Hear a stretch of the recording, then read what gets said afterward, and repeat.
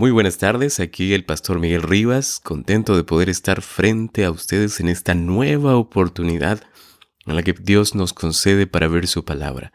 Continuamos con el estudio de la revelación del libro de Apocalipsis. Hoy contento de poder entrar en una nueva etapa del estudio bíblico. No es algo nuevo porque seguimos con el libro de Apocalipsis, pero es una parte que se encuentra específicamente en los capítulos 4 y 5, que es como un puente antes de entrar al tema de los sellos. Tenemos que ver estos dos capítulos y el contenido que tienen para poder entender a plenitud del libro de Apocalipsis y la profecía en sí. Así que les invito desde aquí, puedan tomar su Biblia, puedan separar tal vez un espacio allí donde se encuentren, y donde quiera que estés, tal vez estés en el auto, tal vez estés caminando, estás escuchando este podcast. Recuerda que Dios puede alcanzarte y el Señor se alegra. Tú alegras el corazón de Dios cuando te acercas de alguna forma, de alguna manera, hacia Él, escuchando su palabra, estando expuesto o expuesta a la Escritura. Así que de esta forma les invito a comenzar este podcast, pero no sin antes pedir la dirección de Dios. Un abrazo donde quiera que te encuentres. Vamos a orar, vamos a orar. Querido Padre Celestial, Padre lindo, gracias. En esta nueva oportunidad te damos, porque usted, Padre, es maravilloso. Nos concede el don de la vida, nos concede el tiempo necesario para poder escuchar este tema. Queremos que en esta tarde, Padre, sea usted quien hable a nuestro corazón. Que a través de este audio, que alcanza a muchos, nosotros podamos, Señor, alimentarnos de su palabra, prepararnos, abrir la vista, abrir los ojos y poder ver qué es lo que viene en el futuro. Mi Dios, usted es un Dios maravilloso, usted es un Dios que está dispuesto a salvarnos, que está dispuesto a decirnos: aquí estoy, reacciona, ven a mis brazos, te amo con todo mi corazón. Gracias, Padre, por ser ese maravilloso Dios que está al pendiente de nosotros, aun cuando a veces no lo merecemos. Esté con nosotros en este estudio. Con humildad se lo pedimos y le pido que alcance a cada persona que escuche este audio, que puedan compartir este audio también, mi Dios. En su nombre iniciamos este estudio y en el nombre de Jesús oramos. Amén. Como lo mencionamos al inicio, esta sección del estudio del libro de Apocalipsis, el capítulo 4 y el capítulo 5, se divide o comprende en tres partes. Capítulo 4, versículos 1 al 11, la segunda parte, capítulo 5, versículos 1 al 4, y la tercera sección viene el capítulo 5, desde el versículo 5 hasta el versículo 14. Invitando la presencia de Dios, vamos a darle lectura a esos capítulos. Al capítulo 4, versículos 1 en adelante. La palabra de Dios dice así: Después de esto miré, y he aquí una puerta abierta en el cielo. Estoy leyendo la versión de 1960, Reina Valera. Continuamos con la lectura. Y la primera voz que oí, como de trompeta, hablando conmigo, dijo: Sube acá, y yo te mostraré las cosas que sucederán después de estas. Y al instante yo estaba en el Espíritu, y he aquí un trono establecido en el cielo, y en el trono uno sentado. El aspecto del que estaba sentado era semejante a piedra de jaspe y de cornalina, y había alrededor del trono un arco iris, semejante al aspecto de la esmeralda. Y alrededor del trono había 24 tronos, y vi sentados en los tronos a 24 ancianos, vestidos de ropas blancas, con coronas de oro en sus cabezas, y del trono salían relámpagos y truenos y voces. Y delante del trono ardían 7 lámparas de fuego, las cuales son los 7 espíritus de Dios. Y delante del trono, dice el verso 6, había un mar de vidrio semejante al cristal. Y junto al trono, y alrededor del trono, 4 seres vivientes llenos de ojos delante y detrás. Y el primer ser viviente era semejante a un león. El segundo era semejante a un becerro. El tercero tenía el rostro como de hombre, y el cuarto era semejante a un águila volando.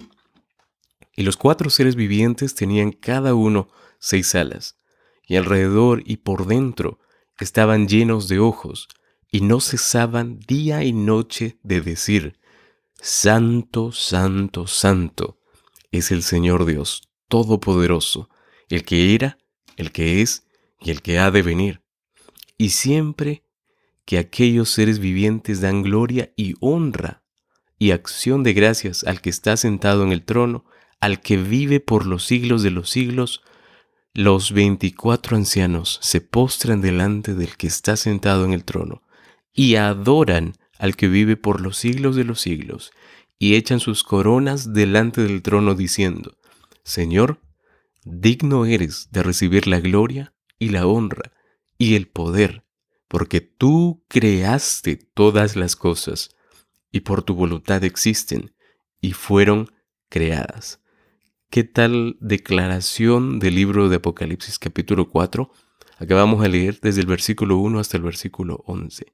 Me gustaría ir paso a paso, tal vez analizando algunas expresiones de estos versículos que acabamos de leer, pues es imprescindible que vayamos a un análisis bíblico de manera ordenada, pasando por cada uno de los versículos que acabamos de leer.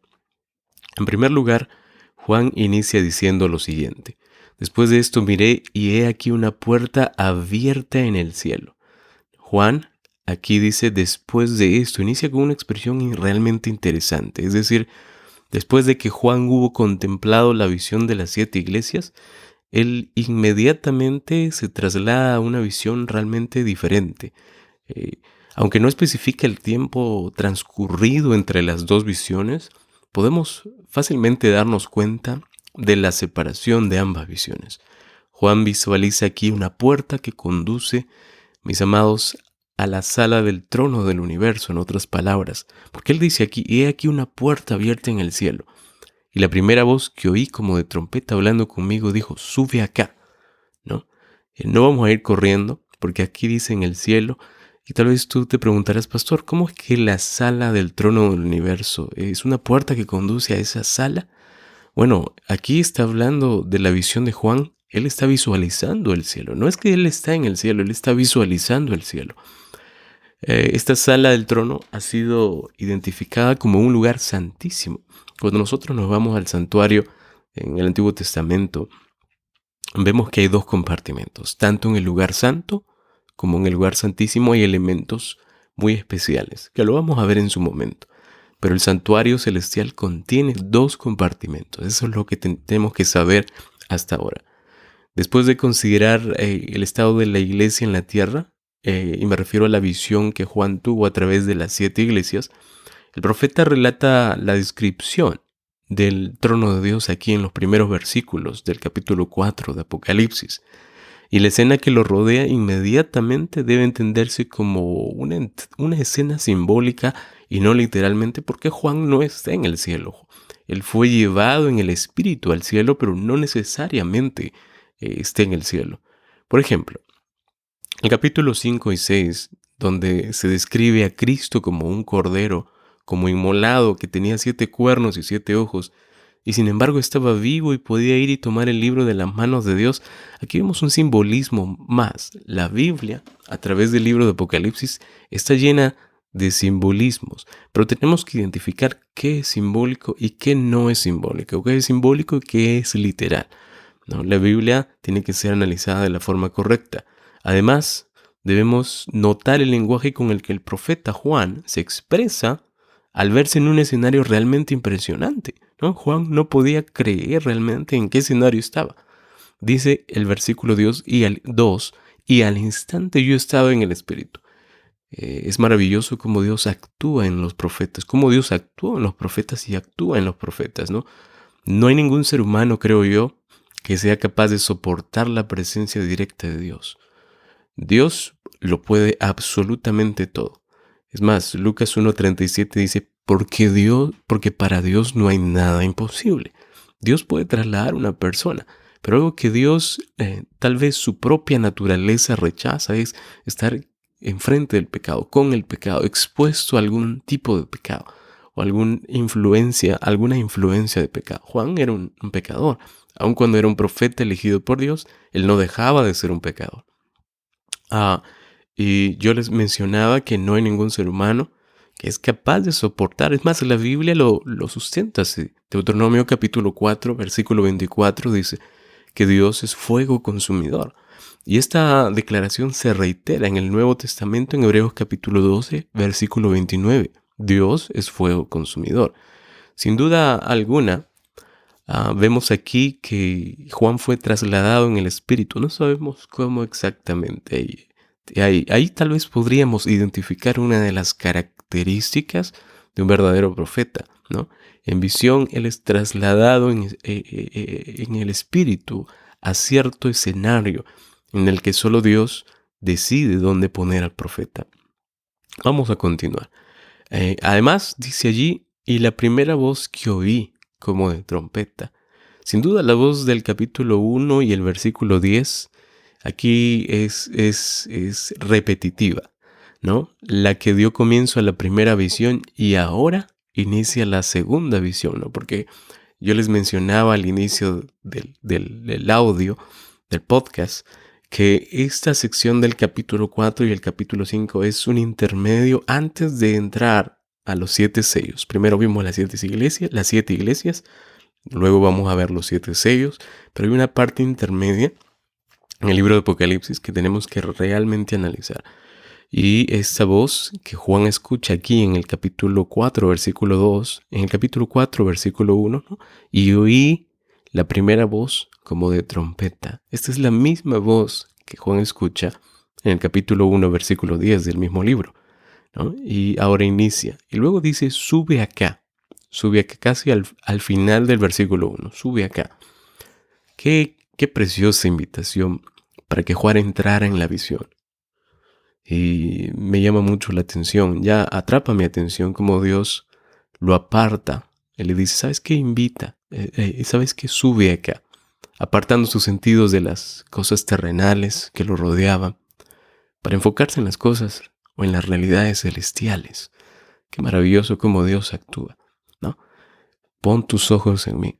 Y eso es lo que Dios quiere para todos nosotros. Cuando Dios lo invita, sube acá, Él luego le dice lo siguiente, y yo te mostraré las cosas que sucederán después de estas cosas. Qué precioso, ¿verdad? Dios estaba dispuesto a mostrarle todo a su profeta. Y era un hombre elegido por Dios con características especiales. Era un hombre fiel, era un hombre leal, ¿no? Que ya a la edad que tenía, él simplemente, a pesar de que era pecador, era un hombre que había dedicado su vida a Dios. Versículo 2. Y al instante yo estaba en el Espíritu. Y miren lo que dice a continuación. Y he aquí un trono establecido en el cielo. Y en el trono, uno sentado. El versículo 2 tiene mucho contenido teológico, sin embargo me voy a centrar en una sola palabra por temas de tiempo, y es la expresión establecido, ¿no? Establecido en el cielo. Cuando algo esté establecido, yo puedo pensar de que no es algo que se ha puesto recientemente. El trono ya estaba en su lugar. Esto solo confirma la existencia del santuario celestial que podemos ver en la palabra de Dios, que existía ya desde antes, desde mucho antes, ¿no? Cuando algo es establecido es porque está firme, ya fue puesto. Hay algunas personas que han llegado a interpretar que solo el trono se puso allí para que Juan pudiera verlo, ¿no? Dios, mis amados, tiene su trono en el cielo, ¿no? Y hay un trono, hay un santuario celestial, ¿no? Ahora, el libro de Hebreos, capítulo 9, versículo 24, Hebreos 9, 24, dice algo en referencia a eso solamente para corroborar, porque tal vez algunos de ustedes estarán pensando, pastor, ¿cómo es posible que exista un santuario en el cielo? Nosotros tenemos santuarios en la tierra que son las iglesias, es cierto, pero ¿por qué es verdad que hay un santuario en el cielo? Yo no quiero dejar ninguna duda flotando, así que vamos a mencionar lo siguiente a través de la palabra de Dios, como un escrito está. Hebreos capítulo 9, versículo 24 dice lo siguiente, porque no entró Cristo en el santuario hecho de mano, figura del verdadero, sino en el cielo mismo para presentarse ahora por nosotros ante Dios. Miren, el texto bíblico dice allí, porque no entró Cristo en el santuario hecho de mano, vamos a decirlo, por humanos, sino que dice figura del verdadero. Es decir, en el cielo hay un santuario celestial, del cual la tierra tiene un santuario aquí, hecha por el hombre, pero el modelo principal está en el cielo, ¿no? Por eso dice, sino en el cielo mismo, para presentarse ahora por nosotros ante Dios. Hay otro versículo, otro capítulo, otro texto, en el Salmo 11, versículo 4, Salmo 11, versículo 4 dice, Jehová está en su santo templo. Jehová tiene en el cielo su trono. Sus ojos ven, sus párpados examinan a los hijos de los hombres. Creo que el Salmo es más específico aún y el libro de Salmos está en el Antiguo Testamento, no te vayas a olvidar, ¿no? Y hay otro texto más. 1 Timoteo capítulo 1, versículo 17. Por tanto, al Rey eterno, inmortal, invisible, único Dios, a Él sea honor y gloria por los siglos de los siglos. Amén. Creo que no hay ningún rey que no tenga trono. Todos los reyes tienen un trono, tuvieron un trono, ¿no? Cuanto más Dios, el creador del universo, ¿no? Y ese trono está ubicado en un lugar, necesariamente. Hay muchas pruebas suficientes, mucha verdad suficiente en la palabra de Dios para comprobar que Dios tiene su trono en el cielo, que hay un santuario celestial, ¿no? Y me llama mi atención nuevamente cómo la forma en la que Juan utiliza para describir al gobernante del universo con palabras humanas es una clara muestra de lo limitado de nuestro lenguaje para describir, tal vez apropiadamente, al Creador. Juan realmente estaba sin palabras, ¿no? Ante tal magno evento del profeta, ¿no? Queda sin palabras y no hay palabras suficientes para describir ese momento, ¿no? Que Juan solamente utiliza las pocas palabras que le quedaban, ¿no? Dice, al instante yo estaba en el Espíritu y he aquí un trono establecido en el cielo y en el trono uno sentado. No dice en el trono el Rey de Reyes sentado. Juan estaba impactado. Él decía uno sentado, como refiriéndose a cualquiera. Me imagino la expresión de sorpresa que tenía Juan en su rostro. Vamos a saltar al versículo 3. Versículo 3 dice, y el aspecto del que estaba sentado era semejante a piedra de jaspe y de cornalina, y había alrededor del trono un arco iris semejante en aspecto a la esmeralda.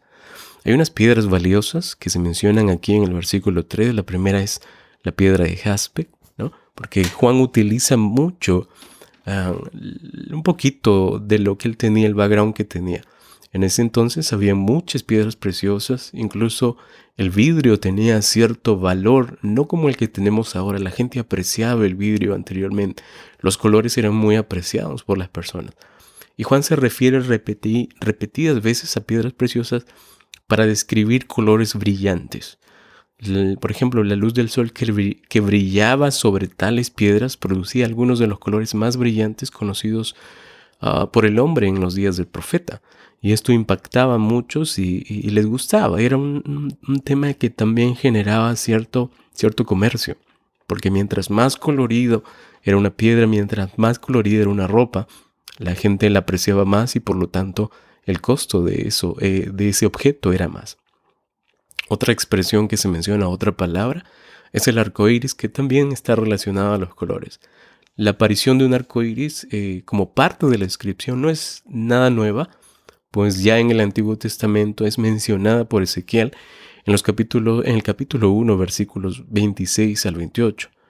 Mientras realizábamos el estudio previo al análisis que estábamos desarrollando, encontramos un libro llamado Palabras de vida del Gran Maestro. Palabras de vida del Gran Maestro.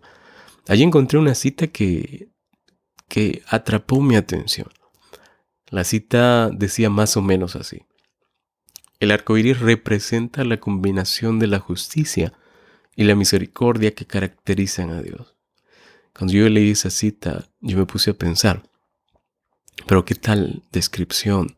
¿No? Dice, el arco iris representa la combinación de la justicia y la misericordia.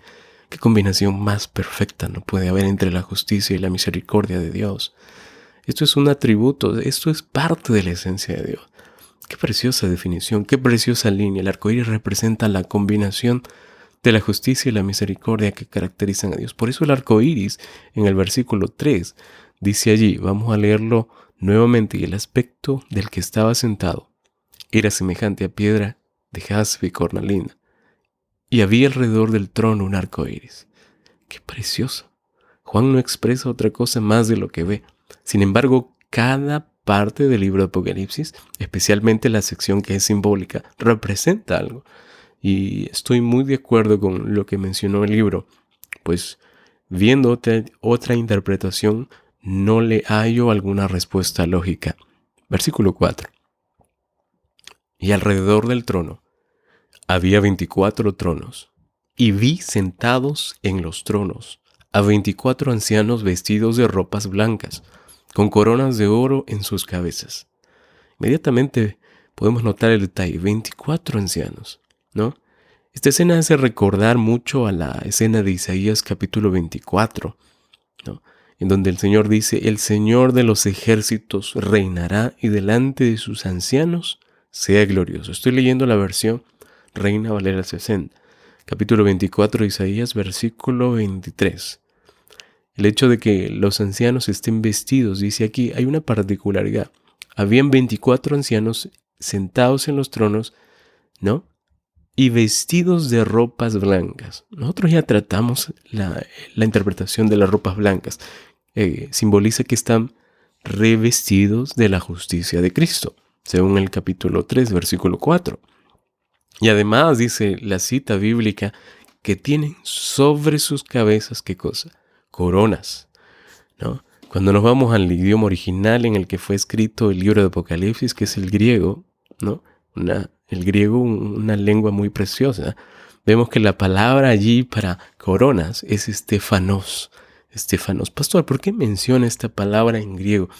Bueno, yo personalmente soy muy, voy a decirlo así, muy estudioso de los lenguajes antiguos. Me gusta mucho el hebreo y el griego, ¿no? Y para estudiar la Biblia es necesario poder saber los idiomas bíblicos. No quiero decir que todos deberían saber, aunque sería lo ideal, ¿verdad? Porque así podríamos obtener una interpretación más rica y fiel al escrito bíblico, ¿verdad? Estefanos es el emblema de victoria, ¿no? Por eso a mi hijo le puse el nombre de Estéfano, Estefanos. Esta fue la razón por la cual yo escogí el nombre para mi hijo, ¿no? Estefanos, él se llama Samuel Estefanos, ¿verdad? Y esto está en el versículo 2, capítulo 2, versículo 10 del libro, Estefanos. Esta corona es la corona de victoria que se le da a todos aquellos que fueron redimidos, a todos aquellos que fueron leales, Estefanos. La corona de victoria que todos deberíamos anhelar, Estefanos.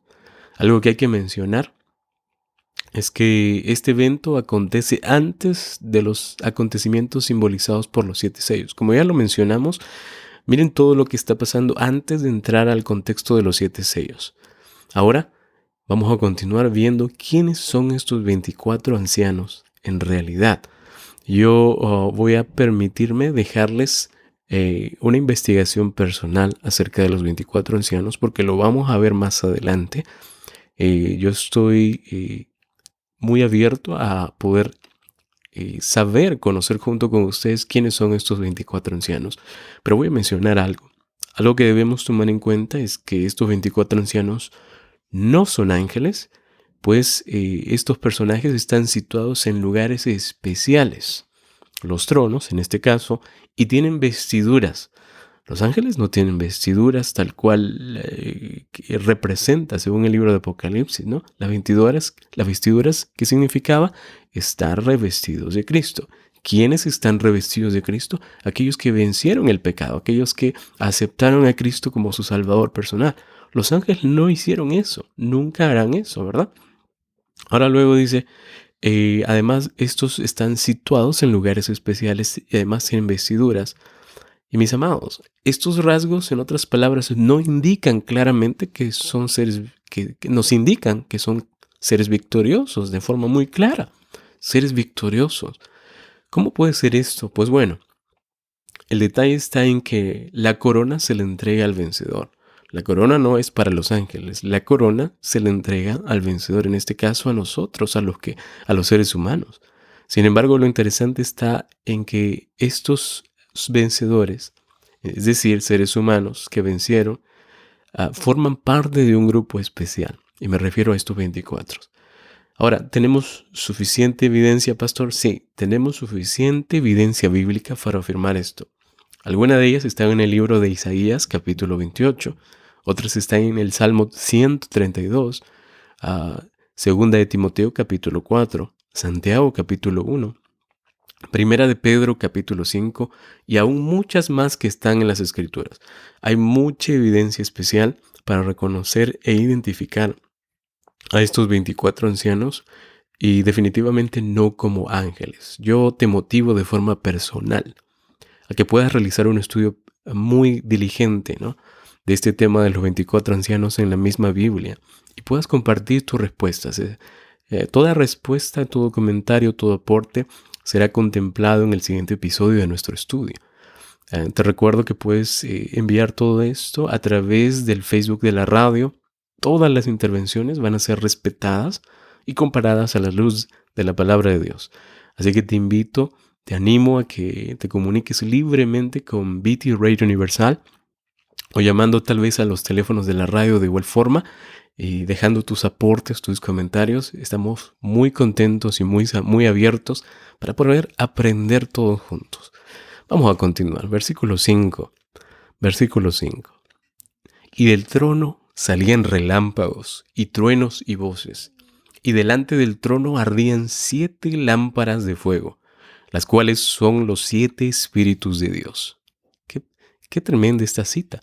Es pequeñita, pero el texto bíblico dice allí, vamos a volver a leerlo nuevamente.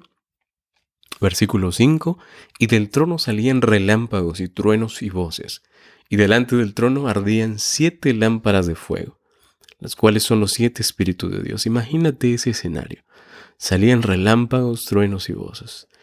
Y delante del trono, además, ardían 7 lámparas de fuego. Estas lámparas que menciona el profeta representan los 7 espíritus de Dios, mientras vemos también candeleros en el capítulo 1 que representan las iglesias. Me encanta mucho la representación. Cuando digo que representan las iglesias, eso lo pueden revisar en el versículo 20. Pero cabe mencionar, mis amados, que el número dado por Juan, y me refiero al 7, podemos encontrarlo muchas veces, repetitivas veces, porque tiene un grado de importancia a lo largo de la Biblia. Cuando Dios repite o reitera algo es porque Dios quiere enfatizar algo, ¿no? Si nos damos cuenta y dedicamos tiempo a estudiar la palabra de Dios, vamos a encontrar que el número 7 aparece más de 300 veces a lo largo de la Santa Biblia, ¿no? Podríamos revisar algunos ejemplos, ¿no?, y tal vez podemos mencionarlos ahora. Por ejemplo, los 7 días de la creación. Otro ejemplo, las 7 veces en las que Naamán fue sumergido, ¿no? El libro de Proverbios también menciona que hay 7 cosas que Dios aborrece, ¿no? El Señor Jesús en el Nuevo Testamento ordena que perdonemos 70 veces 7 y aún muchas más. Esto es interesante porque nos lleva a pensar que el número 7, según el análisis, indica o indicaría algo pleno, algo completo, algo perfecto. En definitiva, el 7 es un número que a Dios le agrada, ¿no? Y me llama realmente la atención. Además, dice allí 7 lámparas. Ya mencionamos que estas 7 lámparas tienen un propósito, tienen un significado, pero dice 7 lámparas de fuego. El fuego, mis amados, en toda la Biblia es uno de los elementos que son escogidos por Dios para representar la presencia del Espíritu Santo. Vamos a saltar al versículo 6. Y luego dice el versículo 6 de la siguiente manera: y delante del trono había como un mar de vidrio, semejante al cristal, y junto al trono y alrededor del trono 4 seres vivientes, llenos de ojos delante y detrás. Juan utiliza las ideas, los pensamientos que él tiene, ¿no? Él no crea palabras, no crea escenarios, él simplemente hace una descripción de lo que ve. el mar de vidrio, ¿no? Delante del trono había como un mar de vidrio semejante al cristal. ¿Qué tal la expresión de Juan? Aquí vemos claramente cómo el proceso de inspiración del profeta, que quien está relatando la visión, según su perspectiva humana en función a lo que él visualiza, es algo que realmente no podemos imaginarnos ahora. Pero en tiempos de Juan el vidrio, como ya lo mencionamos, tenía mucho valor en comparación con nuestro tiempo. Cuando él ve ese mar de vidrio delante del trono, ve la refulgencia, lo brillante. Por eso Juan lo describe de esa manera, ¿no? La luz que emana del trono de Dios, ¿no? Luego dice además, un mar de vidrio semejante al cristal, y junto al trono y alrededor del trono, 4 seres vivientes. Esta línea de los 4 seres vivientes es un tema muy debatido en muchas iglesias, en la religión cristiana, porque es difícil identificar a estos 4 seres vivientes. Pero vamos a intentarlo en este podcast. La expresión que se menciona aquí tiene mucha similitud con la que se encuentra otra vez en el Antiguo Testamento y otra vez en el libro de Ezequiel. Tenemos que considerar que no debemos dejar pasar ningún punto importante. Y les voy a mencionar algo. Dentro de un estudio bíblico a conciencia, hay un principio que debe respetarse. Es el de la Biblia. El principio es el de la Biblia como su propio intérprete. Isaías 8:20 dice, a la ley y al testimonio. Si no os dijere conforme a esto es porque no les ha amanecido. Nosotros, mis amados, cuando respetamos estos principios, conseguimos una interpretación rica y armoniosa, en verdad. Ahora, vamos al tema, dejando en claro el principio. Dice que habían 4 seres vivientes. Una particularidad de esta descripción de los seres es que están más cerca del trono de Dios que ningún otro ser. Si lees bien, dice allí 4 seres vivientes, dice alrededor del trono. Dice que los 24 ancianos estaban también allí, pero dice que alrededor, más cerca del trono, habían 4 seres vivientes llenos de ojos, ¿no? Y como les dije hace un momento, estos seres están más cerca del trono de Dios que ningún otro ser. Yo les mencioné hace unos minutos atrás que la presencia de Dios es fuego consumidor, ¿verdad? Después de identificar este detalle, podemos concluir que únicamente los ángeles están cerca del Rey del universo, ¿no? Viendo el registro bíblico, mis amados, sabemos que estos 4 ángeles son querubines que simbolizan los 4 puntos cardinales. ¿Por qué 4, pastor? Bueno, 4 puntos cardinales y se muestran por las formas significativas y poderosas de la creación animal. Es lógico pensar que estos ángeles representan los 4 puntos cardinales como mostrando el dominio, la plenitud sobre toda la tierra, sobre cada espacio, cada rincón de la tierra, como el gobierno de Dios. Como Dios, hay que tomarlo de la siguiente manera. Dios no puede tener ningún límite sobre su dominio y autoridad en esta tierra. Él puede ver cada espacio de este planeta Tierra, porque Él es el creador. Él puede ver todo lo que pasa, cada evento. Por eso desde un comienzo les decía que Él puede vernos, alcanzarnos. Él puede alcanzarte, donde quiera que te encuentres. No hay lugar que Dios no pueda alcanzar. No hay espacio que Dios no pueda cubrir. No hay ser humano que Dios no pueda tocar. No hay criatura viviente sobre la faz de la tierra que Dios no sepa que exista. Qué precioso es Dios. Y esto es muy impresionante porque el Creador es exaltado e impuesto sobre el poder sobre toda su creación, ¿no? Se le reconoce aquí, ¿no? Y por eso los 4 ángeles representan allí, estos 4 seres vivientes que son ángeles, representan esos puntos cardinales. Pastor, además dice allí que 4 seres vivientes estaban llenos de ojos delante y detrás. ¿Qué tal monstruosidad, qué tal expresión para describir estos 4 seres vivientes? Nuevamente les digo, el libro de Ezequiel menciona este detalle en 2 de sus capítulos, tanto en el capítulo 1 como el capítulo 10. Y estos ojos tienen mucho representación con la sabiduría, el conocimiento. Hay una relación muy clara. Les invito a que puedan revisar el capítulo 1 y el capítulo 10 de Ezequiel y les hagan un estudio diligente de igual forma. Versículo 8. Y los 4 seres vivientes tenían cada uno 6 alas, y alrededor y por dentro estaban llenos de ojos, y no cesaban día y noche de decir: Santo, santo, santo es el Señor Dios Todopoderoso, el que era, el que es y el que ha de venir. Dice allí que cada uno tenía 6 alas, según el versículo 8.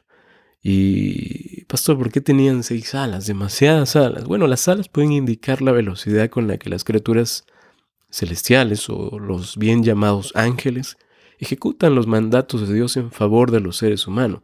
Los ángeles son servidores, son mensajeros de Dios. Cuando nosotros nos vamos a Hebreos capítulo 1, versículo 14, nos damos cuenta que el escritor del libro de los Hebreos dice que son ángeles, son espíritus ministradores en favor de los seres humanos, de aquellos que fuimos creados por Dios, puestos en esta tierra. Luego dice allí la expresión: no cesaban, versículo 8. Dice: tenían cada uno 6 alas y por dentro estaban llenos de ojos, y no cesaban día y noche de decir: santo, santo, santo. Vamos a concentrarnos en la expresión no cesaban. El poder divino que sostiene el universo, queridos, nunca descansa. Es un Dios que trabaja, que está siempre al pendiente de las 24 horas. Bueno, por lo menos ese es el tiempo que se nos ha sido asignado a los seres humanos. Dios es el creador del tiempo. Dios no está sujeto ni a tiempo ni a espacio, ¿no? Y el poder divino que sostiene el universo entonces nunca descansa. ¿Cómo es eso, pastor? Hay un salmo, el Salmo 121. Salmo 121, versículo 4 dice: He aquí, no se adormecerá ni dormirá el que guarda a Israel. Qué precioso, ¿no? Dios siempre, siempre sustenta. Algunas personas que dicen: pastor, ¿pero Dios no duerme? No, Dios está siempre al pendiente. Dios es todopoderoso. Cuando venga, tal vez por segunda vez, vamos a tener tantas preguntas para Dios, y una de ellas será: Señor, ¿tú no descansas? ¿Tú no descansas, Señor? Tal vez alguno de ustedes le preguntará a ello, ¿no? Pero algo que más me enfoco es la idea de que Dios siempre sostiene el universo en todo momento, en todo tiempo, y mantiene el orden en él. La expresión santo, santo, santo es una expresión de la deidad compuesta tanto por el Padre, el Hijo y el Espíritu Santo. Los ángeles reconocen, estos 4 seres vivientes reconocen la autoridad del Padre, del Hijo y del Espíritu Santo. Un Dios, deidad, en 3, con cada uno, Padre, Hijo y Espíritu Santo, cada uno con un rol en el plan de salvación diferente. Luego dice allí el versículo 8, el que era, el que es y el que ha de venir. Esta expresión no es muy difícil de interpretar. Pastor, ¿cómo podemos tomar esta expresión? Muy bien, el que era, el que es y el que ha de venir. Nota la diferencia de tiempo. El que era, haciendo una referencia al pasado, el que es, haciendo una referencia al presente, y el que ha de venir, haciendo una referencia al futuro. Esto indica, en otras palabras, su preexistencia y su eternidad. Es decir, Dios no tiene ni principio ni final. Existió, existe y existirá. Dios es un Dios, como la misma Biblia lo dice, es un Dios sempiterno. ¿Sí? Hay cosas que a veces no vamos a poder comprender al 100% a plenitud, porque solo son atributos que pertenecen, que están dentro del campo del conocimiento de Dios. Así que vamos a tener que reservarnos algunas cosas, porque la Biblia tiene límites para nosotros y la Biblia está lista para ayudarnos a entenderla. El Espíritu Santo nos lleva a toda comprensión, aún en la misma Biblia dice, aún lo profundo de Dios. Pero como seres humanos, personalmente pienso que tenemos límites. Dios nos ha dicho: hasta aquí, no vayan más allá. ¿Cómo entender de dónde Dios proviene? Hay cosas que Dios nos revelará por Él mismo cuando Él venga por segunda vez. No podemos ir cruzar los límites y especular. Cuando caemos en el campo de la especulación, simplemente erramos y dejamos nuestra mente y nuestros pensamientos a merced del enemigo de Dios, para que pueda crear ideas, postulados falsos, hipótesis, y a veces esas hipótesis pueden llevarnos a caminos apartados de los que Dios ha designado para nosotros. Así que tengamos mucho cuidado. Vamos a saltar al versículo 9 para ver qué más podemos interpretar aquí. Y siempre que aquellos seres vivientes dan gloria y honra y acción de gracias al que está sentado en el trono, al que vive por los siglos de los siglos. Mira, nota el detalle. Estos seres vivientes dan gracias, son agradecidos. Cuán importante es ser agradecido con Dios, mis amados. Cuán importante es decirle a Dios gracias por todo lo que nos das, por todo lo que nos provees. Dios es un Dios maravilloso. Dios es un Dios que está dispuesto a proveernos de todo lo necesario. Además, el texto bíblico dice en el versículo 10, los 24 ancianos se postran delante del que está sentado en el trono y adoran al que vive por los siglos de los siglos y echan sus coronas delante del trono. Mira, cuando yo escucho esto, me doy cuenta rápidamente que no solamente hay un agradecimiento por parte de los 4 seres vivientes, sino que en el versículo 10, casi al final, dice que los ancianos, ¿qué cosa? Se postran delante de él. Una vez estaba viendo cómo alguien oraba con los ojos abiertos, sentado, tan cómodo, ¿no? La oración tiene que, o la comunicación con Dios, lo voy a decir así, tiene que tener ciertos elementos, tiene que tener o contener ciertas características. Primero tienes que reconocer que con el que tú estás dialogando es el Creador. Así que la postura que cada ser humano debe de tomar debe ser una postura de humildad, porque estás delante del Creador del universo. Recuerda que todos nosotros somos criaturas, mas no creador. Solo el Creador se merece respeto y adoración, ¿no? Especialmente cuando dialogamos con Él. Nosotros también merecemos respeto el uno entre el otro, pero especialmente cuando dialogamos con Dios, merecemos todo el respeto posible. Por eso estos ancianos dicen que se postran delante del trono, ¿no? Con el rostro en el suelo. Ahora, pastor, el verso 11, Señor, dice el texto bíblico, digno eres de recibir la gloria y la honra y el poder, porque tú creaste todas las cosas y por tu voluntad existen y fueron creadas. La expresión que más me llama aquí y la que vamos a desarrollar rápidamente es la expresión de dignidad. Allí dice el versículo 11, Señor, digno eres. Dios es el único digno, mis amados, de recibir alabanzas de sus criaturas, porque les ha dado la vida y todo lo que poseen, en este caso nosotros. Dios nos ha dado absolutamente todo. Y además dice el texto bíblico, ya para ir cerrando, por tu voluntad existen y fueron creadas. Por tu voluntad. A Dios le agradó traer a la existencia al universo y a dar la vida a sus criaturas. Qué precioso. Dios deseaba crear. Dios deseaba darle aquello precioso a su creación, ¿no? Y Dios deseó crearnos. Con el hecho de saber que Dios deseó crearme, mi corazón se llena de alegría, de felicidad. No hay otra explicación de cómo no alabar a un Dios tan perfecto, tan maravilloso. Yo puedo decirle en esta tarde, gracias, Señor, por darme la oportunidad de poder ser una de tus criaturas, por darme el privilegio de haber sido hecho de tus manos, por darme la hermosa bendición de ahora analizar el libro de Apocalipsis y darme cuenta de todos estos detalles. Con esta meditación en este estudio bíblico de hoy, vamos a continuar el siguiente episodio con el capítulo 5 y las 2 secciones, los 2 segmentos que vienen a continuación. Y quiero agradecerte, quiero tomar el tiempo, los pocos segundos que nos quedan para agradecerte por escuchar estos podcasts, por compartirlos. Una vez más, recuerda que cuando compartes este podcast, compartes esperanza y te conviertes en un instrumento en las manos de Dios. Donde quiera que te encuentres, permite que Dios te alcance. Permite, Dios está dispuesto a tocar tu vida, a tocar tu corazón y a cambiarla como Él quiere. Recuerda que de Dios solo vienen bendiciones, de Dios solo vienen beneficios, ventajas, ¿no? Recuerda que es más importante agradar a Dios que agradarse a sí mismo. Que Dios te bendiga y vamos a terminar con una oración. Querido Padre Celestial, gracias Señor porque nos das el hermoso privilegio de ser hijos tuyos, de tener la oportunidad de estudiar tu palabra para continuar preparándonos para esa segunda venida. Señor, cuán magno evento viene pronto a realizar en esta tierra.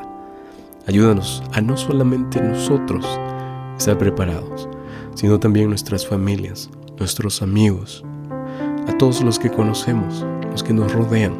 Ayúdanos a ser instrumentos en tus manos, puentes a través de los cuales tú puedas alcanzarnos. Mi Dios, gracias por este tiempo hermoso en tu presencia.